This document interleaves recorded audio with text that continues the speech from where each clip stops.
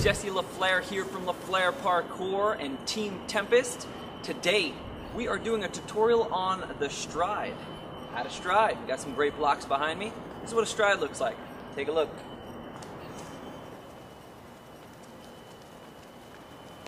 Now a smaller stride may just appear to be like running, but as you get into bigger strides, there's a lot of technique that can help you go further, faster, and to be smoother and lighter on your feet.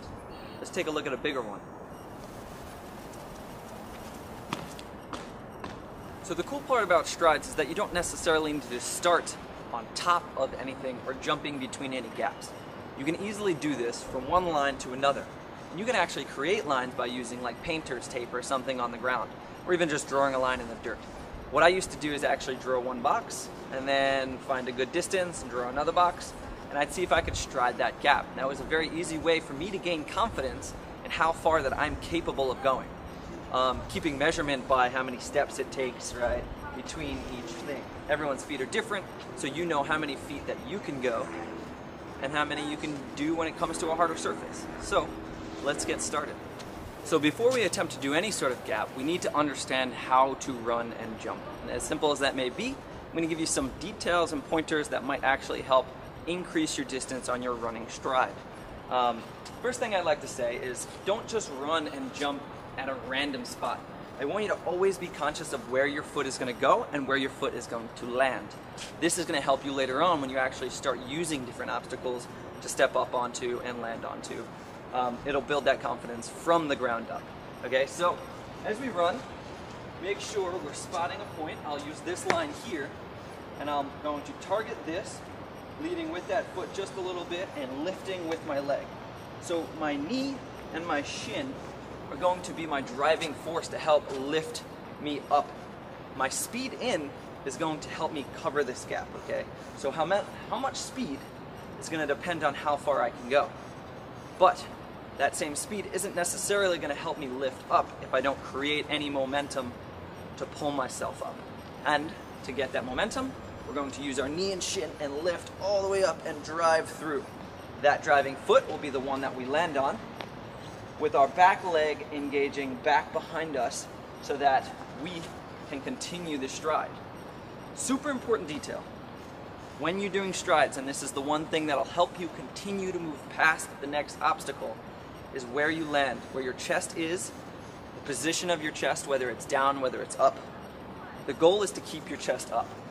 Have your chest land directly above your foot or slightly in front of it. The reason being is we want to continue our momentum forward.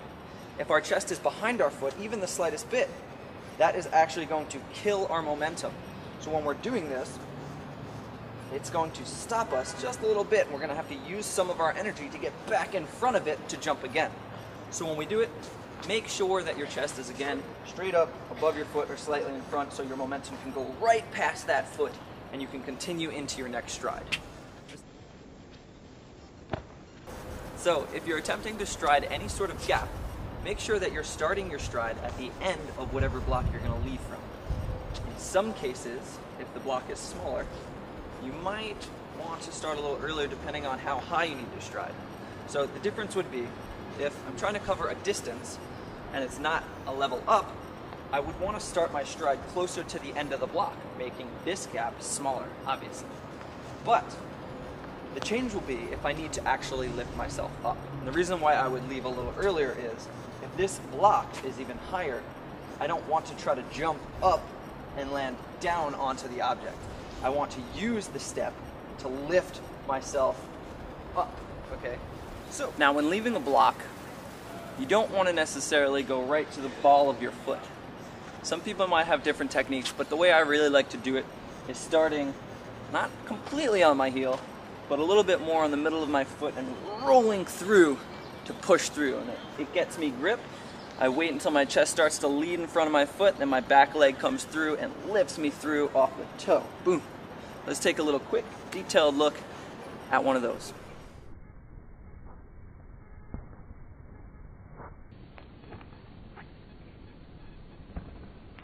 Now again, when using an obstacle to step up off of, this particular move can be used in many different ways. This same technique can be used to go big old stride to cat, big old stride precision. The only difference is going to change is your chest position in the air, your foot position in the air, but the way you leave the obstacle is very, very similar. So, if I wanted to jump from this block over to that block, I'd need to come in with a good amount of speed, but I'd still have to focus on how I take my energy up. Now keep in mind, when stepping up onto a higher obstacle to help lift you through the air, through your stride, you need to be far enough away that your back foot can get a full extension through the leg. The reason why we want that extension to be so long is that it can then come through with a lot more power to help lift you and carry you through and higher onto the next obstacle.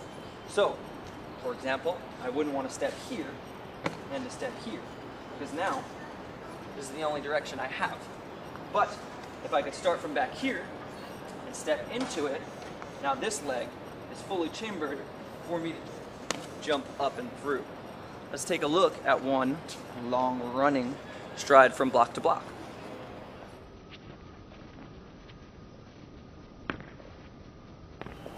So, now that you know how to lift yourself up with your first stride, let's talk about some issues you may run into.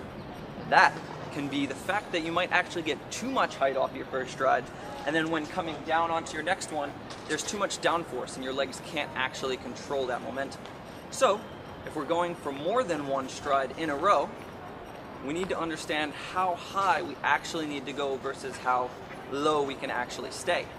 So when we do this stride, make sure you take it from one block across, keeping your chest up slightly in front of that foot again, and then continue it through by having your back leg fully extended and reaching through to the next one.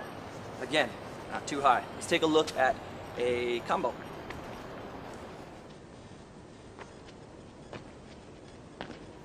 Now let's take a quick look at one that doesn't work because I took too much height off of the first one, and how hard it would be for me to continue on to the next one.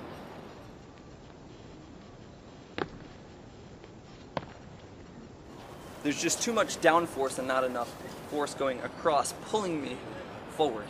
So keep that momentum moving the direction you want it to go in, not the direction you don't.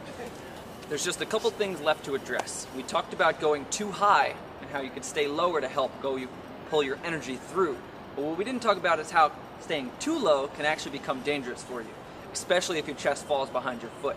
So if I'm jumping from this block to this one, and I'm staying way too low, all my energy on my foot can actually create a slip. And if we're talking about going from rail to rail, it's super important that we actually do create a little bit of height. And it doesn't need to be much, but just enough so that there's a little bit of downforce to give your foot some grip, and the grip that it needs to get your energy to push through to the next one. So don't stay too low, all right? Last maybe, but not least, is what we do with our arms. Now, naturally when we walk, our right leg will go forward, our left hand will counter. This is a very natural thing. If you just stop and watch anyone walk, it is the way that it happens. When we're running, the same thing should happen as well as when we're striding. Except, we can actually create a little bit more energy using, if I'm striding off my left foot, using my shoulder and my arm strength to help lift my body as I come through, okay? So, take a look at some of these other examples and watch what my feet do. Watch how high I go, or how low I stay, and what my arms do to counter and help lift my body even further and faster. Check it out.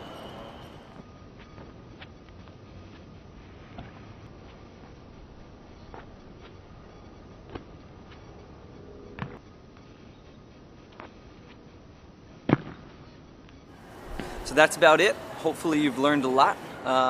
Keep in mind, there's some really cool things going on. I actually just released my first official La Flair Parkour t-shirt. You guys can check out at www.laflairparkour.com. I'm also selling the bandanas from that same site now. And Tempest Free Running just released a huge new line of clothing. The website, I believe, is going live today. There's some really cool stuff going on, so go check out the tempestfreerunning.com page, all right? Thanks for watching. Please subscribe, share, like, do whatever you want.